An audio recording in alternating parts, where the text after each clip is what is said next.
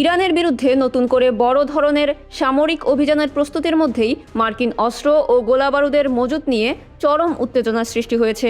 যুক্তরাষ্ট্রের president Donald Trump এবং প্রতিরক্ষামন্ত্রী পিট হেগসেথের মধ্যে এ নিয়ে তীব্র বাকবিতণ্ডা হয়েছে বলে দাবি করেছে দেশটির প্রভাবশালী সংবাদ মাধ্যম ওয়াশিংটন পোস্ট। তবে মার্কিন প্রেসিডেন্টের কার্যালয় হোয়াইট হাউস এবং প্রতিরক্ষা সদর দপ্তর পেন্টাগন উভয় পক্ষই এই দাবিকে সম্পূর্ণ ভিত্তিহীন ও ভুয়া বলে উড়িয়ে দিয়েছে।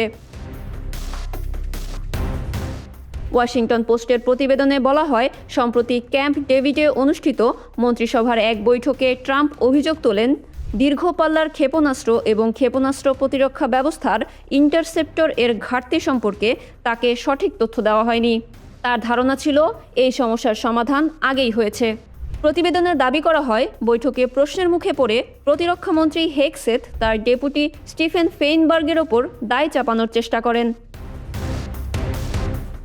একই দিনে সিএনএনের প্রকাশিত অপর এক প্রতিবেদনে জানানো হয়, সাম্প্রতিক সামরিক তৎপরতার কারণে মার্কিন সামরিক বাহিনী তাদের থার্ড ক্ষেপণাস্ত্র প্রতিরক্ষা ব্যবস্থার প্রায় ৮০% এবং প্যাট্রিয়ট ব্যবস্থার প্রায় ৫০% ইন্টারসেপ্টর ব্যবহার করে ফেলেছে, যা যুক্তরাষ্ট্রের নিজস্ব প্রতিরক্ষায় উদ্বেগজনক সংকট তৈরি করেছে। তবে এসব খবরের তীব্র প্রতিবাদ জানিয়েছে হোয়াইট হাউস।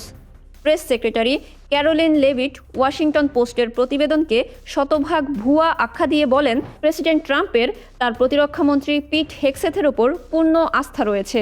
অনুরূপ বক্তব্য এসেছে পেন্টাগনের পক্ষ থেকেও। পেন্টাগনের মুখপাত্র শন পার্নেল জানান, প্রতিরক্ষামন্ত্রী কাউকে বিভ্রান্ত করেননি এবং অস্ত্র ফুরিয়ে যাওয়া কিংবা অভ্যন্তরীণ মতবিরোধের খবরগুলো সত্য নয়।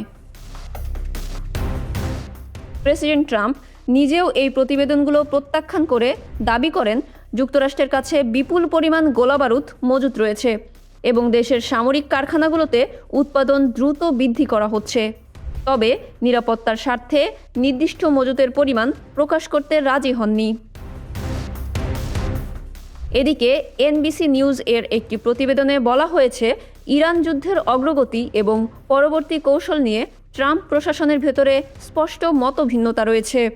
একজন জ্যেষ্ঠ মার্কিন কর্মকর্তার মতে, এই যুদ্ধের মূল লক্ষ্য ও শেষ পরিণতি কী হবে সে বিষয়ে এখনও কোনো চূড়ান্ত সিদ্ধান্ত নেওয়া হয়নি, যা ভবিষ্যৎ সামরিক পরিকল্পনাকে জটিল করে তুলছে। ট্রাম্প ঘনিষ্ঠ এক সূত্র এনবিসিকে জানিয়েছে, যুদ্ধ দীর্ঘায়িত হওয়ায় প্রেসিডেন্ট কিছুটা হতাশ। তিনি ভেবেছিলেন তেহরানকে দ্রুত সমঝোতায় আনা সম্ভব হবে, কিন্তু বাস্তব পরিস্থিতি ভিন্ন রূপ নিচ্ছে।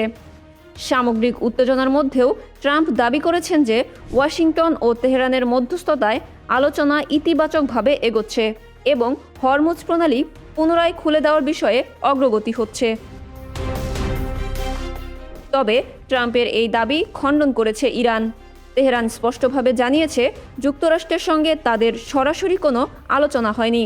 হরমুজ প্রণালী সংক্রান্ত আলোচনাটি কেবল প্রতিবেশী দেশ ওমানের সঙ্গেই চলছে এবং সেখানে একটি কূটনৈতিক সমঝোতার চেষ্টা অব্যাহত রাখা হয়েছে।